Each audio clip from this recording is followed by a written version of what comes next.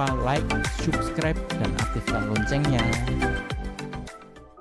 Selamat datang kembali di channel ini, dan seperti biasa di channel ini banyak sekali membahas mengenai materi matematika, khususnya untuk materi matematika pada jenjang SMP. Dan di video kali ini kita akan membahas mengenai sudut pada dua garis sejajar yang dipotong oleh satu garis. Jadi tujuan di video pembelajaran kali ini adalah yang pertama, kita dapat mengetahui hubungan sudut yang terjadi pada dua garis sejajar yang dipotong oleh satu garis. Dan yang kedua, kita dapat memahami sifat-sifat yang berkaitan dengan hubungan sudut yang terjadi pada dua garis sejajar yang dipotong oleh satu garis. Kita masuk ke materi. Jadi jika ada dua garis sejajar yang dipotong oleh sebuah garis, jadi dua garis sejajar ini kalau pada gambar ini adalah garis K dan garis L ya.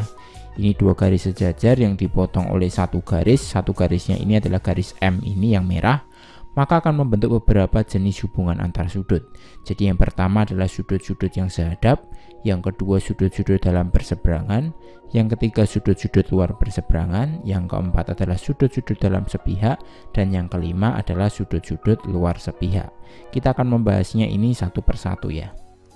Kita masuk ke hubungan yang pertama, yaitu sudut-sudut sehadap. Jadi sudut-sudut yang sehadap itu adalah sudut-sudut yang menghadap ke arah yang sama terhadap garis potong. Jadi dari gambar tersebut, maka pasangan sudut yang sehadap adalah sudut A itu sehadap dengan sudut E. Kemudian untuk sudut B yang ini ya, sudut B itu sehadap dengan sudut F. Kemudian untuk sudut C ini sehadap dengan sudut G. Kemudian untuk sudut D ini sehadap dengan sudut H. Nah, untuk sifat-sifat sudut-sudut sehadap itu adalah besarnya sama. Jadi sudut-sudut yang sehadap itu memiliki besar sudut yang sama ya. Jadi sudut A itu besarnya sama dengan E, sudut B itu besarnya sama dengan F, sudut C itu besarnya sama dengan G, dan sudut D itu besarnya sama dengan sudut H. Kemudian kita masuk yang kedua, yaitu adalah sudut-sudut dalam berseberangan. Sudut-sudut dalam berseberangan adalah sudut-sudut yang terletak di antara garis sejajar dan berseberangan terhadap garis potong. Jadi di antara garis sejajar itu adalah sudut D, C, E, F ini ya. Ini yang termasuk dalam kategori sudut di antara garis sejajar. Kemudian yang dimaksud berseberangan itu adalah menyeberangi garis potongnya ini. Jadi dari gambar tersebut, maka pasangan sudut dalam berseberangan adalah sudut D dengan sudut F. Kemudian untuk sudut C itu dengan sudut E.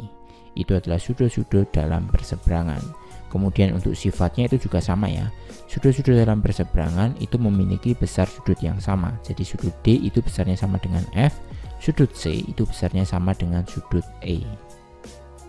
Next kita masuk yang ketiga, yaitu adalah sudut-sudut luar berseberangan. Jadi sudut-sudut luar berseberangan itu adalah sudut-sudut yang terletak di luar garis sejajar. Yang dimaksud di luar garis sejajar itu adalah sudut ABHG ini ya, dan berseberangan terhadap garis potong. Berseberangan garis potongnya adalah garis M kalau dari gambar ini.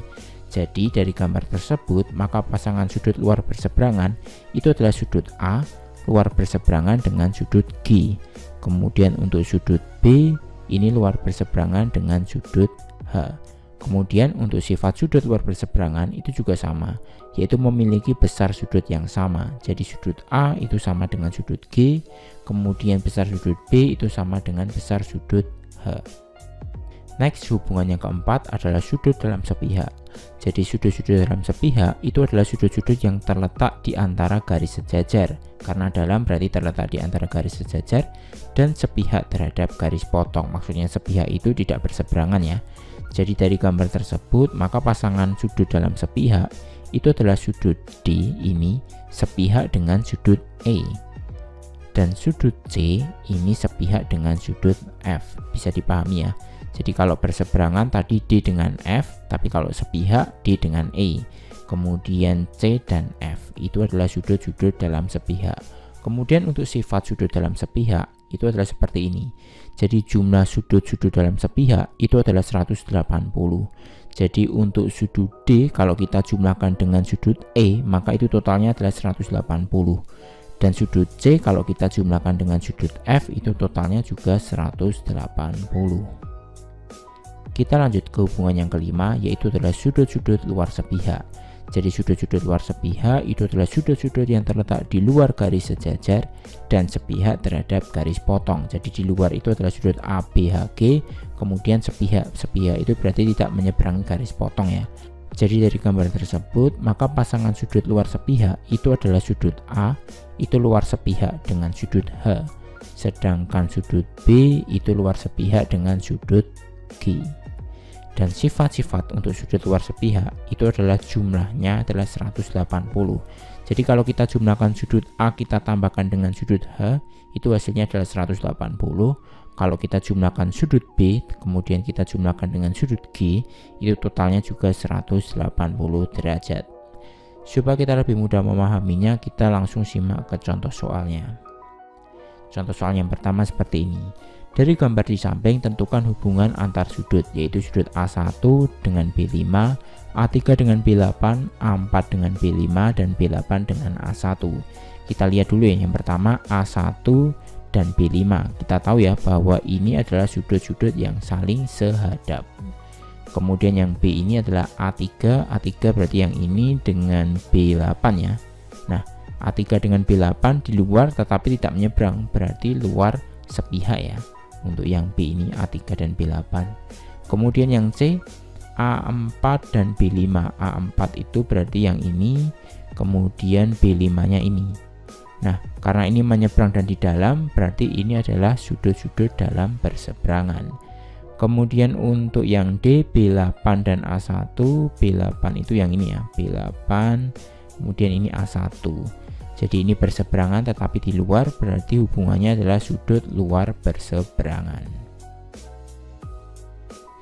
Kita masuk ke contoh soal yang kedua.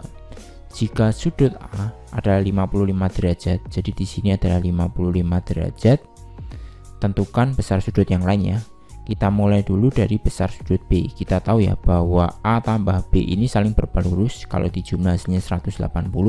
Jadi untuk mencari besar sudut B itu mudah. Jadi 180 kita kurangi dengan 55 derajat. Diperoleh hasilnya adalah 125 derajat ya.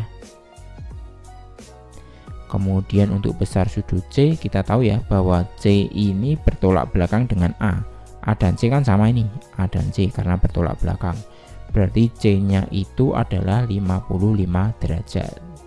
Kemudian untuk besar sudut D itu bertolak belakang dengan yang B ya. Jadi untuk yang D ini besarnya adalah 125 derajat. Kemudian untuk besar sudut E, kita tahu ya bahwa sudut E itu kan yang ini. Ini kan sehadap dengan sudut A. Ya kan, sudut E itu sehadap dengan sudut A, karena sehadap maka besarnya sama. Berarti sudut E ini besarnya adalah 55 derajat. Kemudian untuk sudut F tinggal ngikutin ya. Ini kan sehadap dengan sudut B, berarti kan yang F ini adalah 125 derajat. Begitu pula untuk yang G ini berarti sama dengan sudut C ya. Berarti untuk G ini besarnya adalah 55 derajat. Kemudian untuk H di sini adalah besarnya sama dengan D, berarti H-nya ini adalah 125 derajat. Jadi di sini 125, di sini 55, di sini 125, di sini 55. Oke, cukup sekian pembahasan kali ini. Untuk latihan-latihan soal yang lebih mendalam, kita akan bahas di video berikutnya. Sampai jumpa.